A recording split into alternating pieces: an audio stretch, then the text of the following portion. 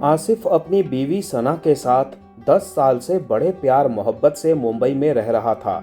उसके 4 बच्चे थे, 2 बेटियां और 2 बेटे, जिनकी उम्र महज 9 साल, 7 साल, 3 साल और 1 साल थी। घर में सभी तरह की खुशहाली थी, किसी बात की कोई कमी नहीं थी।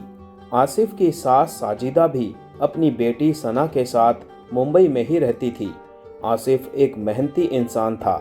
यही वजह था कि उसने बहुत कम समय में मुंबई में अपना खुद का कारोबार और घर बना लिया था। आसिफ की सास साजिदा एक खर्चीली औरत थी, जबकि आसिफ की बीबी सना एक घर संभालने वाली जिम्मेदार औरत थी। यही वजह थी कि आसिफ ने काफी तरक्की की, क्योंकि सना फालतू के खर्च से हमेशा बचती थी, जिससे आसिफ को काफी बचत होती थी और धीरे धीरे वो बचत एक मोटी रकम बन जाती थी। इसी के उलट आसिफ की सास साजिदा दिन रात अपनी बेटी सना के कान भरती रहती थी कि क्यों इतने साधारण कपड़े पहनती हो, क्यों सीधी साधी बनकर रहती हो, जेवर खरीदो, अच्छे महंगे कपड़े पहनो, शौहर को बस में करना है तो अपनी खूबसूरती में हर वक्त 4 चांद लगाए रखो। अपनी माँ साजिदा की ये बात सुनकर सना बोलती, अम्मी, मैं ऐसी ही इतनी खूबसूरत हूँ, मुझे और क्या बनने संवरने की जरूरत है। आसिफ मुझे अपनी जान से भी ज्यादा प्यार करता है।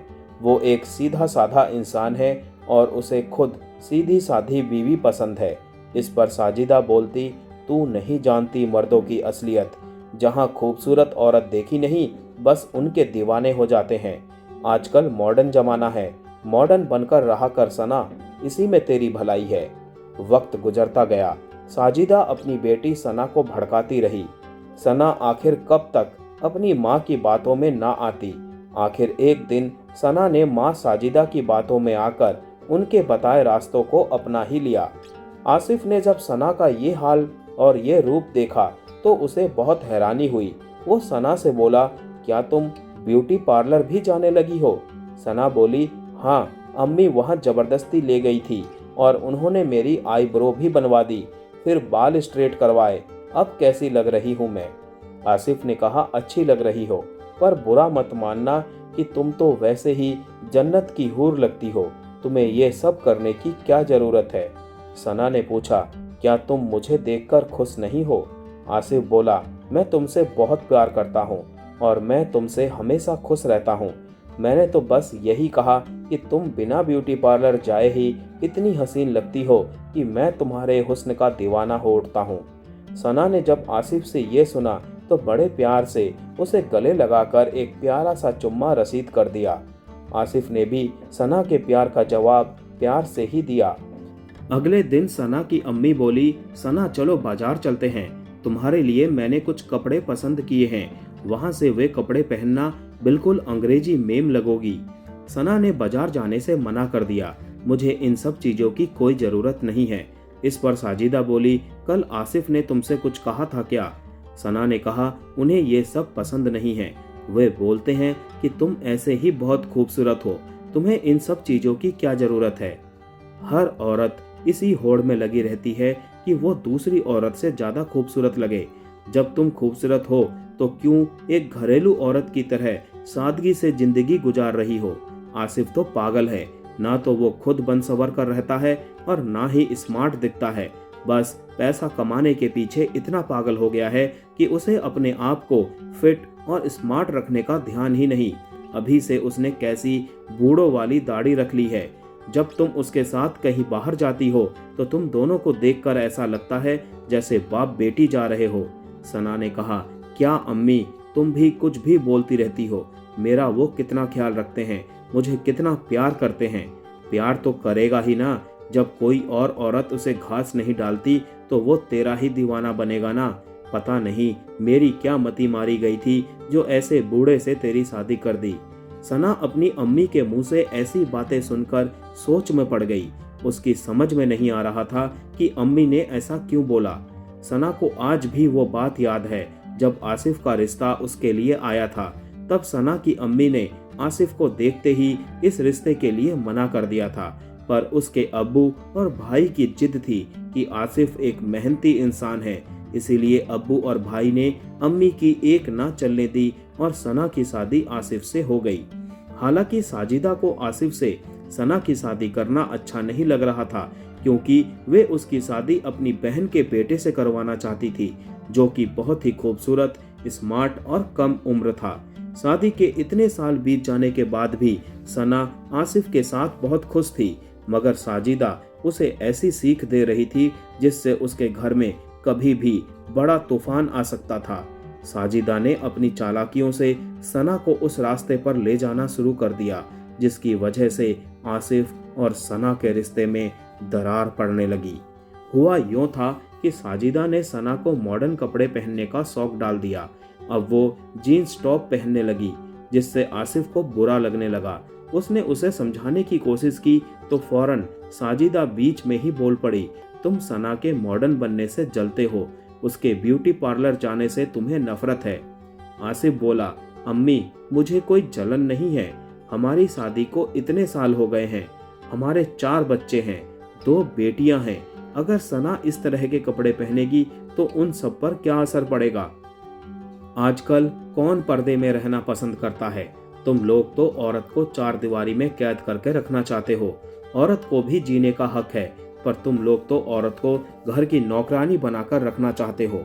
अपनी सास साजिदा के मुंह से ये अल्फाज सुनकर आसिफ खामोश हो गया, पर सना को अपनी अम्मी की बातों में दम लगा और उसने भी अपनी अम्मी का साथ दिया। आसिफ चुप रहा। वो सोचता रहा कि सना नादान है, एक ना एक दिन उसे अपनी गलती का एहसास जरूर होगा। आसिफ का ये सोचना उसकी भूल थी। अब सना बिना पर्दे के बाहर घूमने जाने लगी और उसने अपने आप को पूरी तरह से मॉडर्न बना लिया था। उधर साजिदा ने अपनी बहन के बेटे सनी को मुंबई बुला लिया। वो मुंबई के एक इलाके में रहने लगा, जहां साजिद सना को उससे मिलवाने ले जाने लगी। सनी सना को घुमाने फिराने लगा तो सना को एक नई खुशी मिलने लगी। अब वो कोई न कोई बहाना बनाकर अपना ज्यादातर वक्त सनी के साथ गुजारने लगी। दोनों का एक दूसरे से मिलना जुलना शुरू हुआ तो उनके बीच जिस्मानी ताल्लुकात भी जल्दी ही बन गए। धीरे धीरे सना का लगाव सनी की तरफ बढ़ता गया और आसिफ से दूरियां बनने लगी। वो बात बात पर आसिफ को नीचा दिखाने लगी, जिससे उनमें झगड़ा होने लगा। एक दिन मौका देखकर सना और उसकी अम्मी साजिदा ने आसिफ के 7 लाख रुपए और जेवर घर से गायब कर दिए। जब आसिफ को इस बात का पता चला तो वो उनसे इस बारे में पूछने लगा, पर उन्होंने साफ इनकार कर दिया कि उन्हें इस बारे में कुछ भी नहीं पता। आसिफ चाहकर भी कुछ नहीं कर पाया, क्योंकि वो सना से बहुत मोहब्बत करता था। वो नहीं चाहता था कि उसकी किसी हरकत से सना नाराज हो जाए और उसका घर टूट जाए। आसिफ का ये सोचना ही उसकी सबसे बड़ी भूल थी। अब सना के पास काफी पैसा हो गया था। उसने सनी के साथ मिलकर उन पैसों से और ज्यादा घूमना फिरना शुरू कर दिया। अब तो वो रात रात भर गायब रहने लगी थी। आसिफ ने सना की इस हरकत का विरोध किया तो उसने साफ साफ कह दिया, मुझे तुम्हारे साथ नहीं रहना है, तुम अब मेरे काबिल नहीं हो। आसिफ सना की ये बात सुनकर दंग रह गया। उसने समझाने की काफी कोशिश की, पर वो नहीं मानी। आसिफ ने उसे अपने बच्चों का वास्ता दिया तो सना की अम्मी साजिदा बोली, तेरे बच्चे हैं, तू पाल इन्हें। आसिफ की समझ में कुछ नहीं आ रहा था कि वो क्या करे। उसने इन सब बातों की जानकारी अपने ससुर को दी तो वे अगले ही दिन मुंबई के लिए चल दिए। ये खबर सुनकर सना और साजिदा घर छोड़कर गायब हो गईं। एक दिन इंतजार करने के बाद आसिफ और उसके ससुर ने उन दोनों के गायब होने की सूचना पुलिस को दी। तकरीबन 3 दिन बाद पुलिस ने सना से बात करके उसे पुलिस स्टेशन बुलाया। साथ ही आसिफ और उसके ससुर को भी पुलिस स्टेशन आने को कहा।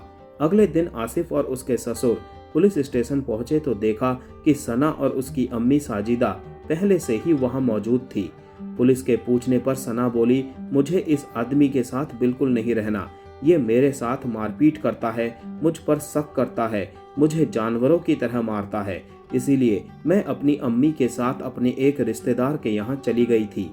पुलिस इंस्पेक्टर ने कहा, अगर तुम्हारे शौहर ने तुम पर जुल्म किया था तो तुम्हें थाने में इसकी रिपोर्ट दर्ज करानी थी। सना रोते हुए बोली, इसके पास पैसा है, ताकत है, अगर मैं कुछ करती तो ये मुझे जान से भी मार सकता था, इसलिए मुझे जो अच्छा लगा मैंने वो किया। पुलिस इंस्पेक्टर को उस पर तरस आया और वो आसिफ को डांटते हुए बोला, तुम्हें शर्म नहीं आती जो एक लाचार औरत पर जुल्म करते हो? अगर 4 डंडे पड़ेंगे तो तुम्हारे होश ठिकाने आ जाएंगे। जब पुलिस इंस्पेक्टर ने आसिफ को हड़काया तो सना की मां साजिदा बोली, हम कभी इसके साथ नहीं जाएंगे और ना ही कोई शिकायत दर्ज करेंगे। कुछ दिनों अकेला रहने और बच्चों की देखभाल करने पर इसे खुद ही पता चल जाएगा कि बच्चे कैसे पलते हैं। पुलिस ने उन दोनों माँ बेटी को छोड़ दिया और आसिफ को सख्त हिदायत दी, आइंदा कुछ ऐसा वैसा किया तो जेल में बंद कर दूंगा। आसिफ का घर टूट चुका था। उसके ससुर कुछ दिन वहां रहे और बाद में अपने घर लौट गए। आसिफ अपने बच्चों को लेकर मुंबई से अपने गांव आ गया। अब उसके ऊपर अकेले बच्चों को पालने की जिम्मेदारी थी। आसिफ का घर देखते ही देखते एक कब्रिस्तान की तरह बन गया। आज उसकी मदद करने वाला कोई न था, पर आसिफ अभी भी सना की याद में तड़पता रहता था। उसे उम्मीद थी कि एक न एक दिन सना लौट आएगी। आसिफ ने नशा करना शुरू कर दिया। अपनी बीवी के गम में वो रात रात भर सो नहीं पाता था। उसने खुद को एक कमरे में कैद कर लिया था। उसके बच्चे भूखे प्यासे इधर उधर फिरते रहते थे। उनको देखने वाला अब कोई न था। धीरे धीरे आसिफ को कई बीमारियों ने घेर लिया। वो शराब पीने के चक्कर में पहले से ही जिस्म से कमजोर था, फिर मन से भी कमजोर होता चला गया। सना के बिना उसकी जिंदगी उजड़ गई थी।